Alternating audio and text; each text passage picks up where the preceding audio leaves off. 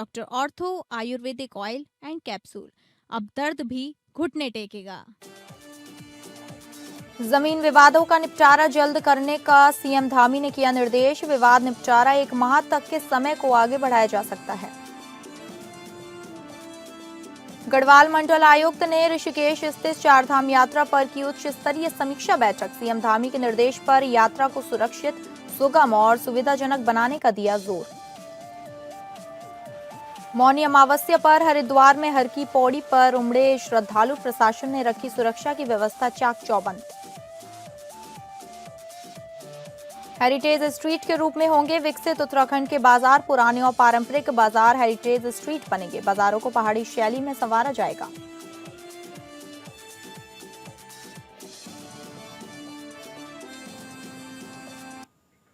नमस्कार, आप सभी का स्वागत है उत्तराखंड बुलेटिन में और मैं हूं आपके साथ अंकिता सिंह।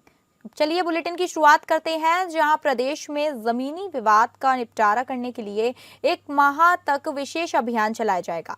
मुख्यमंत्री पुष्कर सिंह धामी ने विवादों का शीघ्र और प्रभावी समाधान के लिए सख्त निर्देश दिए हैं। मुख्यमंत्री ने कहा कि मुख्य सचिव प्रत्येक सप्ताह अभियान की समीक्षा करेंगे। वहीं भाजपा प्रदेश अध्यक्ष महेंद्र भट्ट ने कहा कि जमीन का मामला सीधा लोगों से जुड़ा हुआ है और सरकारी तंत्र की ओर से 1 महीने का समय दिया गया है। यदि जरूरत पड़ी तो इसमें समय को और आगे बढ़ाया जा सकता है।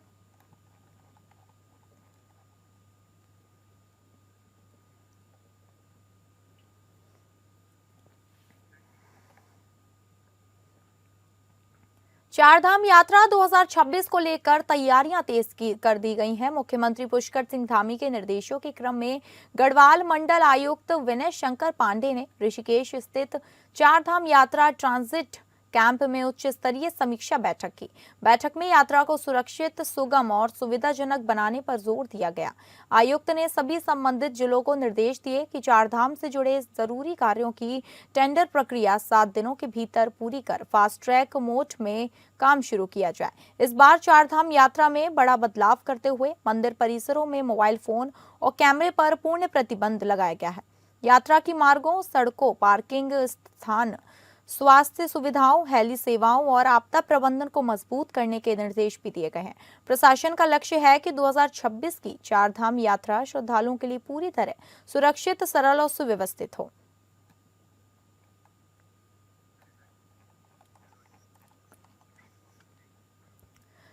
नीति आयोग की ओर से जारी निर्यात तैयारी सूचकांक 2024 में उत्तराखंड ने बड़ी उपलब्धि हासिल की है। छोटे राज्यों की श्रेणी में उत्तराखंड ने प्रथम स्थान प्राप्त किया है।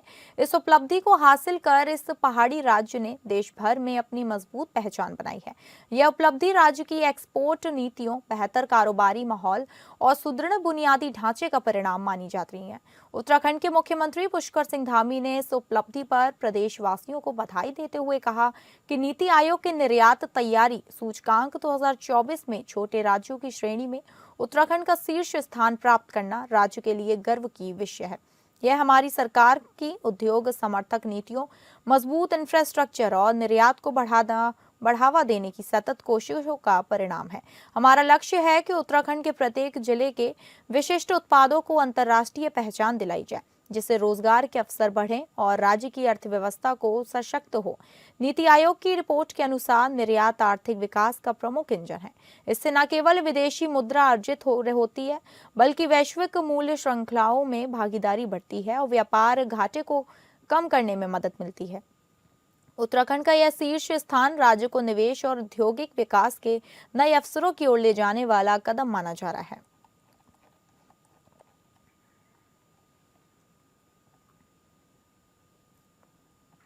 ब्लॉक क्षेत्र अंतर्गत न्याय पंचायत कठूड़ में डीएम टिहरी नितिका खंडेलवाल की अध्यक्षता में बहुउद्देशीय शिविर का आयोजन किया गया। शिविर में 104 आवेदन पत्र दर्ज किए गए, जिनमें से अधिकांश का मौके पर निस्तारण किया गया। इस दौरान डीएम ने विभागीय स्टॉलों का निरीक्षण कर आवश्यक दिशा निर्देश दिए। साथ ही बाल विकास विभाग के माध्यम से 4 पात्र लाभान्वितों को मुख्यमंत्री महालक्ष्मी किट वितरित की गई। डीएम खंडेलवाल ने सीएम धामी द्वारा शुरू किए गए जन जन की सरकार, जन जन के द्वार अभियान की अवधारणा से अवगत कराते हुए कहा कि प्रत्येक न्याय पंचायत में बहुउद्देशीय शिविर आयोजित किए जा रहे हैं।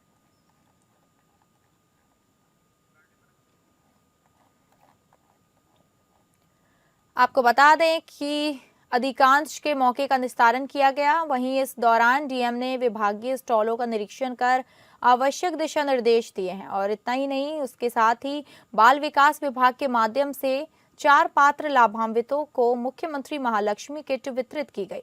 वहीं डीएम खंडेलवाल ने सीएम धामी द्वारा शुरू किए गए जन जन की सरकार जन जन के द्वार अभियान की अवधारणा से अवगत कराते हुए कहा कि प्रत्येक न्याय पंचायत में बहुउद्देशीय शिविर आयोजित किए गए हैं।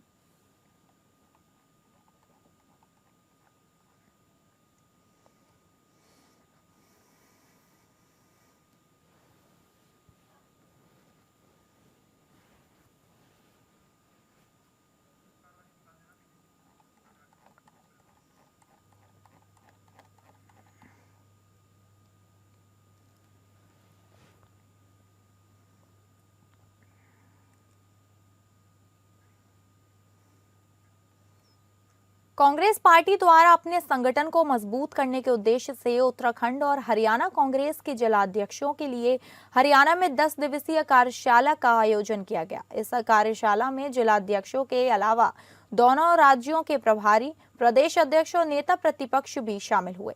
इससे स्पष्ट होता है कि कांग्रेस आगामी चुनाव में अपनी जीत के लिए पूरी तरह से प्रयासरत है। वहीं भाजपा प्रदेश प्रवक्ता हनी पाठक ने कांग्रेस पार्टी पर पलटवार करते हुए कहा कि कार्यशाला का आयोजन करना कांग्रेस पार्टी का आंतरिक मामला है। उन्होंने कहा कि कांग्रेस का 2027 के चुनाव में जीत का दावा करना उनकी भ्रम की स्थिति को दर्शाता है। प्रदेश प्रवक्ता ने कहा कि प्रदेश की जनता ने अभी तक जिस तरह से कांग्रेस को नकारा है, आने वाले 2027 के चुनाव में भी पुनः इसी तरह कांग्रेस को नकारा जाएगा।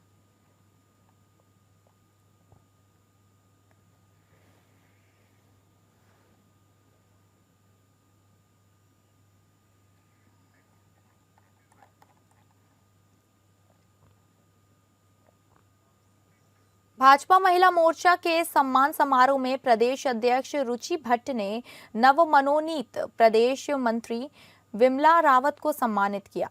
उन्होंने कहा कि उत्तराखंड नारी सशक्त प्रदेश है। उत्तराखंड राज्य बनाने में यहाँ की महिलाओं की भूमिका अहम रही है। वहीं यहाँ की महिलाओं में काफी आगे बढ़ने की क्षमता है। प्रदेश अध्यक्ष रुचि भट्ट ने महिला समूह द्वारा बनाए जा रहे विविध उत्पादों को उचित बाजार तथा मूल्य दिलाने की जरूरत बताते हुए कहा कि महिला मोर्चा सरकार के समक्ष इस बात को रखेगी। उन्होंने कहा कि महिलाओं के सशक्तिकरण के लिए भाजपा सरकार की ओर से तमाम योजनाएं चलाई जा रही हैं। अध्यक्ष रुचि भट्ट ने महिलाओं को अपने अधिकारों के प्रति सजग किया। कहा कि महिलाओं को आत्मनिर्भर बनाने के लिए तमाम योजनाएं हैं, जरूरत है उनका लाभ कैसे उठाया जाए। प्रदेश महामंत्री रश्मि रस्तोगी ने अपने संबोधन में कहा कि विमला रावत के प्रदेश मंत्री बनने से मोर्चे को ताकत मिलेगी और बड़ी संख्या में महिलाएं संगठन से जुड़ेंगी। उन्होंने कहा कि मोर्चा महिलाओं को योजनाओं का लाभ दिलाने के लिए हमेशा प्रयासरत है। प्रदेश मंत्री विमला रावत ने कहा कि महिला समूह से जुड़ी नारियां मेहनत कर विभिन्न उत्पाद तैयार कर रही हैं, लेकिन उन्हें उचित बाजार व उपज का सही मूल्य के लिए सूझना पड़ रहा है। उन्होंने कहा कि राज्य की धामी सरकार ने इस दिशा में ठोस प्रयास किए हैं, लेकिन समस्या के स्थायी समाधान के लिए महिला मोर्चा प्रदेश अध्यक्ष के माध्यम से सकारात्मक पहल करेगा।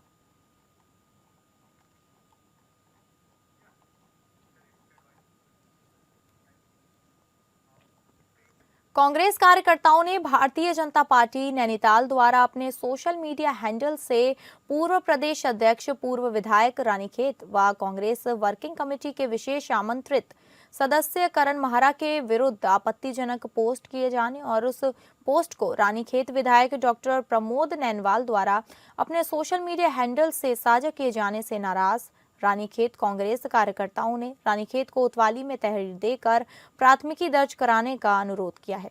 बता दें कि दी गई तहरीर में कांग्रेस कार्यकर्ताओं ने कहा कि भारतीय जनता पार्टी नैनीताल के आधिकारिक सोशल मीडिया हैंडल से करण महारा के विरुद्ध अत्यंत आपत्तिजनक, मानहानिकारक, असंसदीय पोस्ट की गई। वहीं उसी पोस्ट को रानीखेत के विधायक डॉक्टर प्रमोद नैनवाल द्वारा अपने सोशल मीडिया हैंडल से साझा किया गया, जिससे यह सामग्री व्यापक रूप से प्रसारित हुई। कांग्रेस कार्यकर्ताओं ने दी गई तहरीर में आगे अनुरोध किया कि भारतीय जनता पार्टी नैनीताल के संबंधित सोशल मीडिया हैंडल के संचालक एवं पोस्ट को साझा करने वाले रानीखेत विधायक डॉक्टर प्रमोद नैनवाल के विरुद्ध प्राथमिकी दर्ज कर विधि सम्मत आवश्यक कार्यवाही की जाए।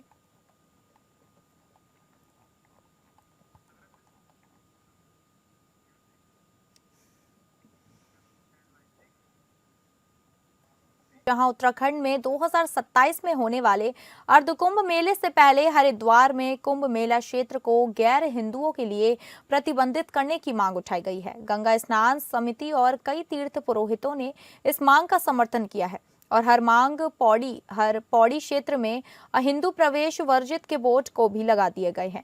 इस मुद्दे पर विवाद बढ़ता दिख रहा है। वहीं वक्फ बोर्ड अध्यक्ष शादाब शम्स ने कहा कि अर्धकुंभ जैसे बड़े आयोजन में अराजक तत्वों द्वारा बड़ी घटनाओं को अंजाम देने की संभावना है। उन्होंने कहा कि गैर हिंदुओं के कुंभ क्षेत्र में जाने से धार्मिक आस्था के चलते दंगे जैसी स्थिति उत्पन्न हो सकती है, इसलिए उन्हें प्रतिबंधित करना उचित होगा। शम्स ने यह भी कहा कि सनातन धर्म से जुड़े लोगों की राजधानी होने के नाते उत्तराखंड में ऐसी सावधानियां बरतना जरूरी है। जानते हैं कि पूरे देश और दुनिया के अंदर इस वक्त भारत के ऊपर षड्यंत्र किए जा रहे हैं, भारत के खिलाफ साजिशें की जा रही हैं। बहुत सारे ऐसे लोग जो हमसे नफरत करते हैं वो कुछ भी हरकत इन आयोजनों में कर सकते हैं। ऐसे इनपुट्स अलग अलग इन्वेस्टिगेटिव एजेंसी से मिल रहे हैं। तो क्या कोई भी मुस्लिम समाज का व्यक्ति जो आस्था न रखता हो और वहां आ जाए तो कल को आरोप अगर कुछ मिसहैपनिंग हो जाती है तो किस पे लगेगा?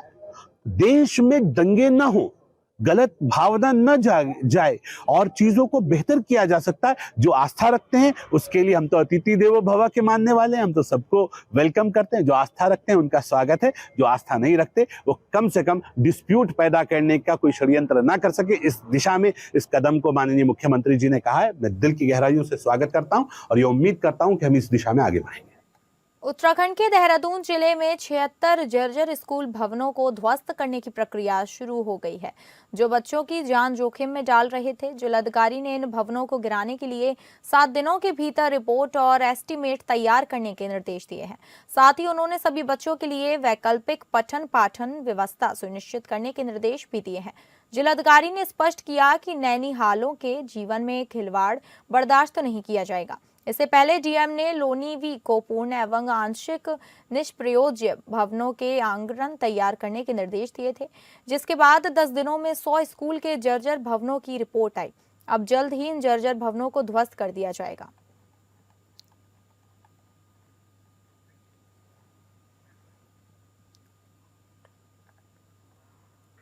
लोहाघाट के छमनिया चौड़ क्षेत्र में केंद्रीय विद्यालय संगठन द्वारा बनाए जा रहे केंद्रीय विद्यालय के निर्माणाधीन स्थायी भवन का आज जिलाधिकारी मनीष कुमार ने स्थलीय निरीक्षण किया। निरीक्षण के दौरान भवन निर्माण में आ रही व्यावहारिक समस्याओं और सुविधाओं की विस्तार से समीक्षा की गई।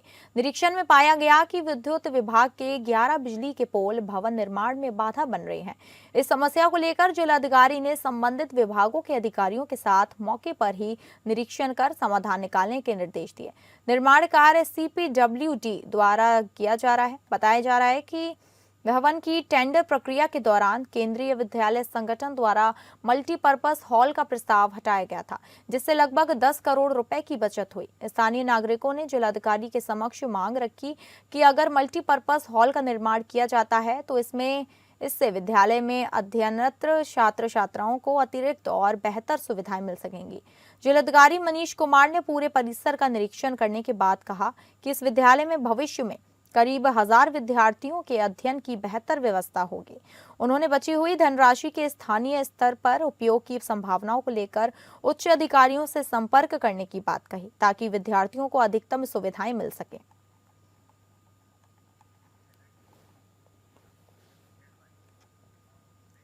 देहरादून के जिलाधिकारी सविन बंसल ने हथियारों के शौकीनों पर कार्रवाई की। उन्होंने 837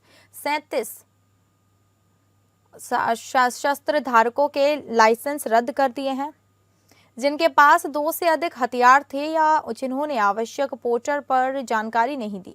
शासन के निर्देश के तहत जिन शस्त्र लाइसेंस धारकों के पास 2 से अधिक शस्त्र थे, उन्हें अतिरिक्त शस्त्र जमा करने के लिए नोटिस दिया गया था, लेकिन 54 लोगों ने इसका जवाब नहीं दिया, जिसके बाद यह कार्रवाई की गई।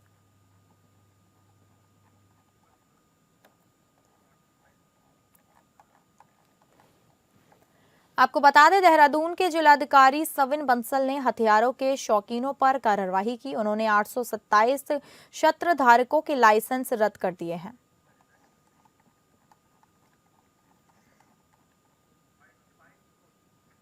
जहाँ पे अति आवश्यकता है, कोई जीवन सुरक्षा का भय है, कोई पूर्व वारदात हुई है स्वयं के साथ, परिवार में, तो नॉर्म्स बहुत क्लियर हैं। तो उसी में जो लाइसेंसेस हैं वो अनुमन्य किए जाते हैं। इसके विपरीत कुछ केसेस ऐसे संज्ञान में आए थे कि जहाँ पे 2 से भी अधिक धारकों के पास 2 से अधिक लाइसेंसेस पोजेशन में हैं, तो इसका कोई औचित्य नहीं इस्टेब्लिश हो पा रहा था। और सेकेंडली जो हमारा पोर्टल है, यूनिफाइड पोर्टल है पूरे भारतवर्ष में, उसमें जो हमारा एक यूनिक नंबर जनरेट होता है प्रत्येक शस्त्र का, तो कई बार नोटिस और वार्निंग्स देने के उपरांत भी जो लोग अपना यूएन जनरेट नहीं करवा पाए, तो ऐसे 2 कैटेगरीज को इस कार्रवाई में लिया गया है और कुल अराउंड 800 लाइसेंसेस निरस्त किए गए हैं। देहरादून जिला प्रशासन ने असामाजिक तत्वों के खिलाफ कड़ा कदम उठाते हुए आदतन अपराधी दिव्यकांत लखेड़ा को गुंडा नियंत्रण अधिनियम के तहत जिला बदर करने के आदेश जारी किए हैं। दिव्यकांत पर अपनी वृद्ध मां के साथ मारपीट और मोहल्ले की महिलाओं पर अभद्र टिप्पणियां करने का आरोप है। इसके अलावा वह अपने घर को नशे का अड्डा बनाए हुए था, जिससे क्षेत्र में अपराध और अव्यवस्था बढ़ रही थी। जिलाधिकारी सविन बंसल ने आरोपी को 6 महीने के लिए जनपद की सीमा से बाहर रहने का निर्देश दिया और आदेश के उल्लंघन पर कठोर कारावास और जुर्माने का प्रावधान है। जिला प्रशासन ने स्पष्ट किया कि असामाजिक तत्वों के लिए जनपद में कोई स्थान नहीं है और नागरिकों की सुरक्षा और सामाजिक शांति से कोई समझौता नहीं किया जाएगा।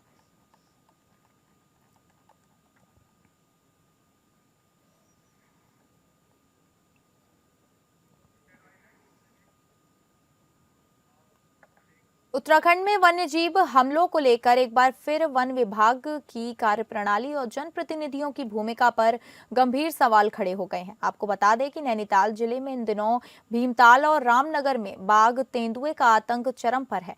ऐसे में लगातार हो रहे हमलों से ग्रामीण दहशत में हैं। वहीं इस पूरे मामले पर प्रमुख वन संरक्षक रंजन कुमार मिश्रा का कहना है कि मामले की जानकारी मिलते ही हमने इसको गंभीरता से लिया है और डीएफओ को भी महत्वपूर्ण निर्देश दिए हैं। हालांकि इस दौरान लोगों से भी अपील की गई है कि जब भी आप जंगलों में जाएं तो ग्रुप बनाकर जाएं और ऐसी परिस्थितियों में क्या करना चाहिए और क्या नहीं करना चाहिए, इसकी जानकारी भी मीडिया के माध्यम से लगातार साझा की जा रही है।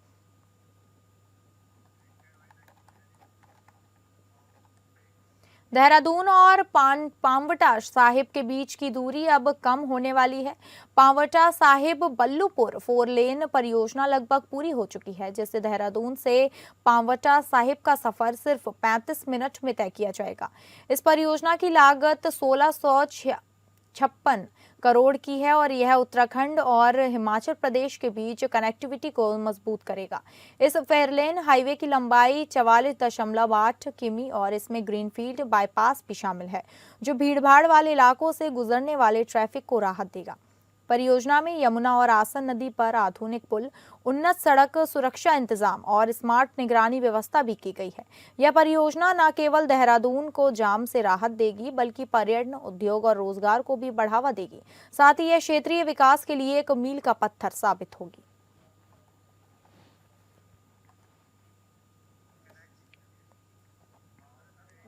उत्तराखंड सरकार ने राज्य के 13 जिलों में पुरानी और पारंपरिक बाजारों को हेरिटेज स्ट्रीट के रूप में विकसित करने का निर्णय लिया है।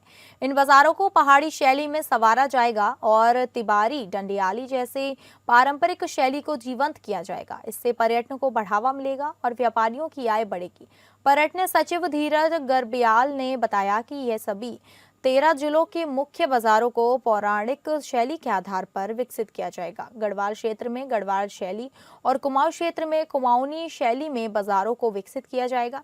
पहले चरण में पौड़ी में माल रोड और अपर बाजार, नैनीताल में बड़ा बाजार, अल्मोड़ा में पटाल बाजार और नरेंद्र नगर में राजा के बाजार को पुरानी शैली में बाजार का निर्माण किया जाएगा।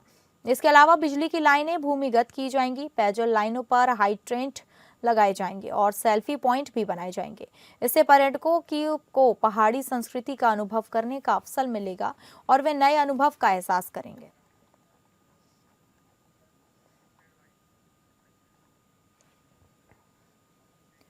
मौनी अमावस्या पर हरिद्वार के हर की पौड़ी और अन्य घाटों पर भारी संख्या में श्रद्धालु उमड़ पड़े, जिन्होंने कड़ाके की ठंड के बावजूद गंगा में आस्था की डुबकी लगाई, क्योंकि मान्यता है कि इस दिन मौन रहकर स्नान करने से मोक्ष और पुण्य मिलता है, जिसके लिए प्रशासन ने व्यापक सुरक्षा और जांच के कड़े प्रबंध किए हैं ताकि श्रद्धालुओं की सुविधा और सुरक्षा सुनिश्चित हो सके।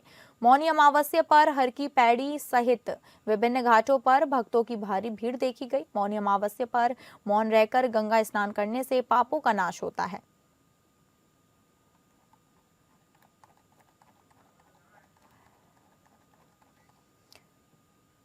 मुख्यमंत्री आवास में शुक्रवार को हुई मुलाकात के दौरान मुख्यमंत्री ने दीपा मलिक को सम्मानित करते हुए पैरा स्पोर्ट्स के क्षेत्र में उनके उल्लेखनीय योगदान की सराहना की। उन्होंने कहा कि दीपा मलिक का संघर्ष, समर्पण और उपलब्धियां न केवल पैरा खिलाड़ियों बल्कि पूरे समाज के लिए प्रेरणा स्रोत है। इस दौरान दीपा मलिक ने कहा कि उत्तराखंड जैसे पर्वतीय राज्य में पैरा खिलाड़ियों की अपार प्रतिभाएं मौजूद हैं, लेकिन उन्हें अभी भी बेहतर प्रशिक्षण, आधुनिक खेल सुविधाओं और समर्पित मंच की आवश्यकता है।